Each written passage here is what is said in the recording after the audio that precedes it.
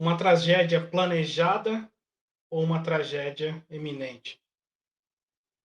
Vamos descobrir aqui no vídeo de hoje o que acontece todo ano durante as chuvas de verão aqui no Brasil.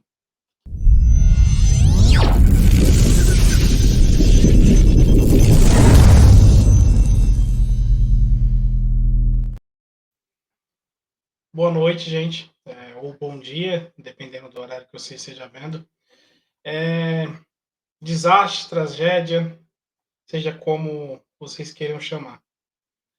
Mas, acima de tudo, muita falta de vontade política. Não dá para dizer que não existe descaso. Quando a gente sabe, é previsível, o caos climático que a gente vive, aquecimento global, tudo mais que a gente já sabe, se soma às políticas de desenvolvimento das cidades aqui no Brasil, que passa pela época do colonialismo e desde a nossa Revolução Industrial, onde as cidades não foram pensadas para as pessoas, elas foram pensadas para sustentar uma pirâmide econômica e um grupo de elite econômica, mas nunca foram voltados para as pessoas, principalmente aquelas que não têm condições. Mas agora voltar aqui, o que está acontecendo nesses dias, com as tragédias e o grande volume de chuva que passou de 600 milímetros aqui no Brasil. E aqui eu estou lendo uma matéria que diz o seguinte: o ministro do Desenvolvimento Regional, o Valdez Góes, do atual governo, afirmou nessa terça-feira que Jair Bolsonaro deixou uma quantia irrisória para o atendimento de desastre natural em 2023. De acordo com políticos, só R$ 25.000 estavam separados pela gestão anterior para auxiliar as vítimas que foram afetadas pelas chuvas desse final de semana em São Paulo. O valor, porém, foi recomposto pela nova gestão, já no governo Lula, pela PEC da transição do governo Lula. Aí já diz muita coisa, né? Que a gente sabe que o nosso ex-presidente, que ele prestou um desserviço ao Brasil, é desumano, canalha em todos os sentidos. O que já sabemos, né? Que ele é cruel e desumano. Pois as tragédias que ocorreram na Bahia no ano de 2022, este mesmo ser sem escrúpulo estava de férias. Alguém lembra aí o que ele estava fazendo? Andando de jet ski e cagando pro povo da Bahia. Não moveu sequer uma lágrima ou qualquer uma manifestação de condolências às famílias que passavam por aquele desastre. E ainda fez deboche. Não querem que eu pare minhas férias para ir até lá. Hoje ver, por exemplo, o presidente Lula visitando as famílias, que não faz mais do que a obrigação dele, mas para a gente já é um feito enorme, porque a gente passou 4 anos com descaso, com deboche, com fake news, e o Brasil à deriva. Mas agora, avançando um pouco nesse tema, um dado interessante sobre o desenvolvimento das nossas cidades. Cerca de 85% da população brasileira vive em cidades e apenas 48% em aglomerações urbanas, com mais de 1 milhão de habitantes, ou seja, as regiões metropolitanas. O país tem a maior e a quarta maior metrópole da América Latina. São Paulo empatado com a cidade do México e Rio de Janeiro, assim como nada menos que 10 aglomeração com mais de 3 milhões de habitantes. Isso corresponde a 12 das 20 maiores cidades da América Latina. Apesar disso, a nossa maior cidade tem cerca de 10% da população do país, o que é uma concentração baixa para países do sul global e da América Latina.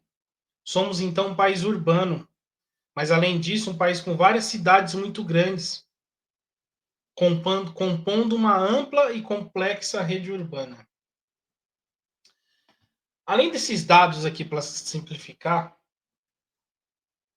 as cidades deveriam ser pensadas com foco nas pessoas, nas famílias e nas condições de segurança. Mas temos um mega mercado imobiliário com muito poder econômico e por muitas vezes especulador, pois é muito fácil encontrar diversas áreas, imóveis vazios, esperando o melhor momento econômico para de repente ali começar a atender uma demanda de uma classe média alta, enquanto famílias pobres se espremem em aglomerados urbanos, por muitas vezes em áreas de risco. Quem tem condições vive nas melhores áreas, quem não tem fica com os que sobra e se espreme em lugares insalubres e arriscados por não terem saída. Dessas milhares dessas famílias, grande parte delas vive em residências com um mínimo de segurança.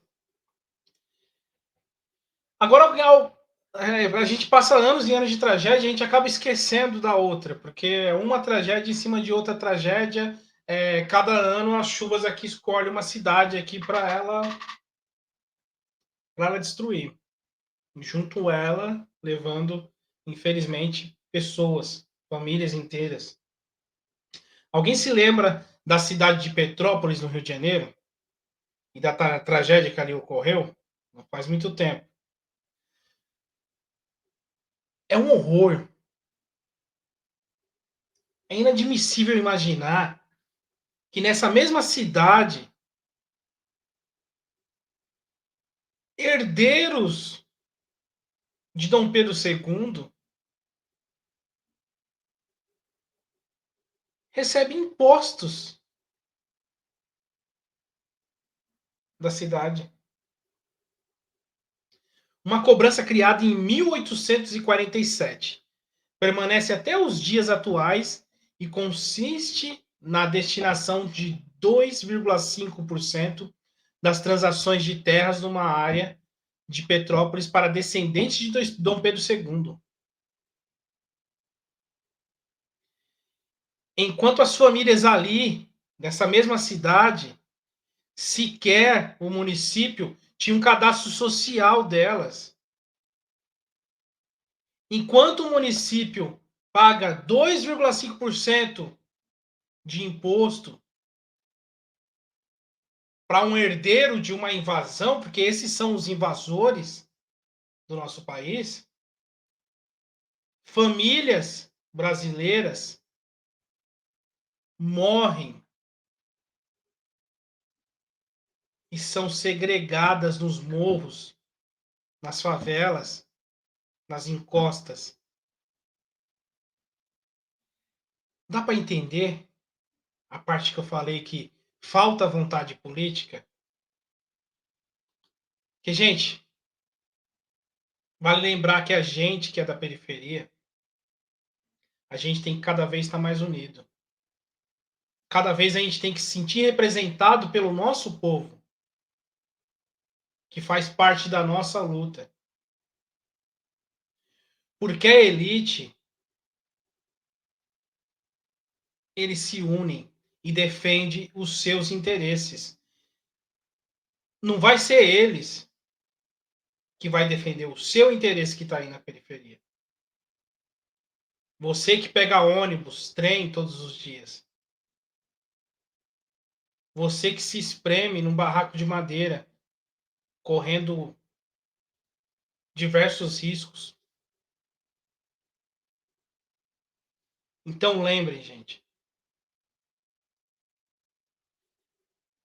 a tragédia ela é iminente, mas também planejada. Esse foi mais um Visões de Periferia. Eu quero ver o comentário de vocês aqui e para a gente dialogar mais sobre esse tema. Se quiserem fazerem perguntas, afirmações, discordar ou concordar, espero que vocês deem like nesse vídeo ou dislikes também não curtir, mas participe, é importante para o nosso engajamento e tamo junto. Esse foi mais um Visões de Periferia.